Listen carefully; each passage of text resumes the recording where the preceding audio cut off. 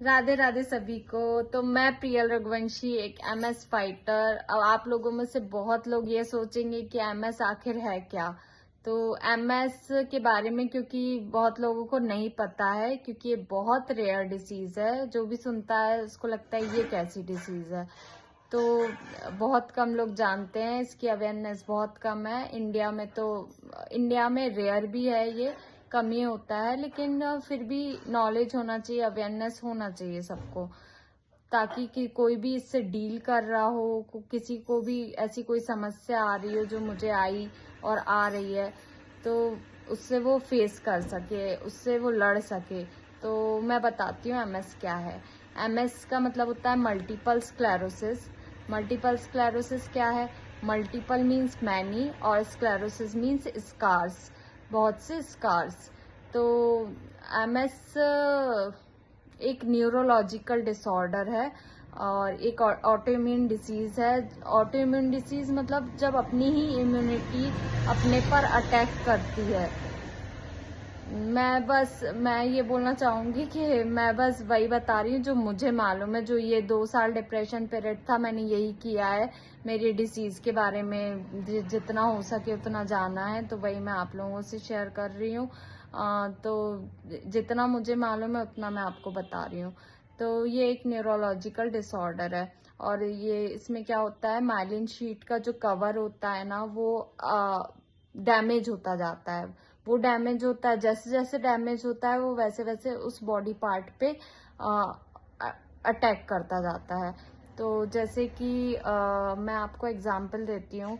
एक वायर की जो कवरिंग होती है, अगर वो कवरिंग हटती जाती है, जैसे डैमेज होती जाती है, तो क्या होता है, तो करंट आता है, फॉल्ट होता है। तो वही हाल मेरी बीमारी में है कि जैसे जैसे माइलिन शीट का कवर हटता जाता, डैमेज होता जाता है, वैसे वैसे वो बॉडी पार्ट पे अटैक करती जाती है।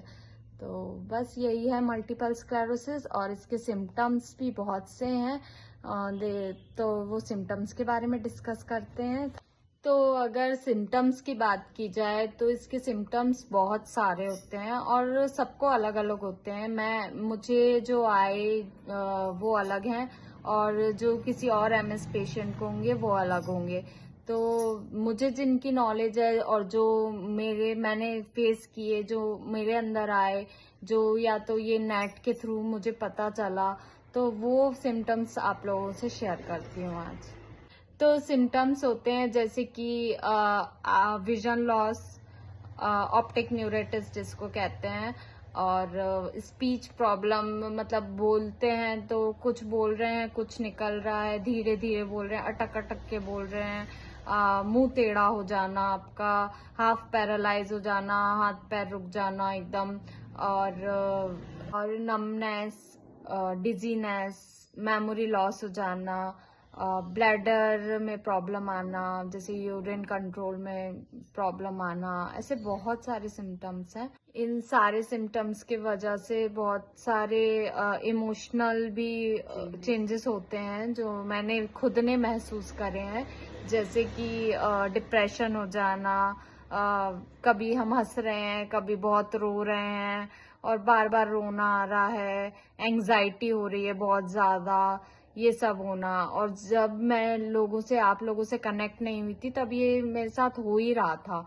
और ये अभी 1 महीने से जब मैंने लोगों से बात करना शुरू किया, सबसे जैसे जैसे कनेक्शन बढ़ता जा रहा है, लोग पॉजिटिविटी मेरे अंदर डालते जा रहे हैं, तो वो पॉजिटिविटी सच में वर्क कर रही है। अगर इसके ट्रीटमेंट की बात करें तो इसका ट्रीटमेंट 2016 से पहले नहीं था और 2000 में डॉक्टर ने बताया कि 2016 के बाद इसके बहुत सारे ट्रीटमेंट आ गए, बहुत से इंजेक्शंस हैं, इवन दवाइयां तक हैं जो जिसके थ्रू ये ठीक हुआ जा सकता है। और मेरा आयुर्वेदिक तो मैंने शुरू किया ही है, पर एलोपैथी में भी मेरा इंजेक्शन चल रहा है जो इसका मेन ट्रीटमेंट है। जितना मतलब हो सक रहा है वो कर रहे हैं और इस पे रिसर्च भी चल रहा है। बेंगलोर में भी एक रिसर्च सेंटर है एमएस का अलग से, तो आने वाले समय में हमको और भी अच्छा ट्रीटमेंट मिलेगा। और मैं लोगों से कनेक्ट कर रही हूँ तो मुझे लग रहा है कि मुझे भी कुछ जरिया मिल सकता है। और मैं चाहूंगी कि ये वीडियो उस इंसान तक जरूर पहुंचे जिसे इसकी जरूरत है, जो जिसे देखकर थोड़ा मोटिवेशनल सा फील हो और अवेयरनेस हो जाए इस बीमारी को लेकर। तो जितना मुझे नॉलेज था वो मैंने आप लोगों से शेयर किया है। और जो जैसे जैसे नॉलेज मुझे और आएगा तो मैं और भी करूंगी।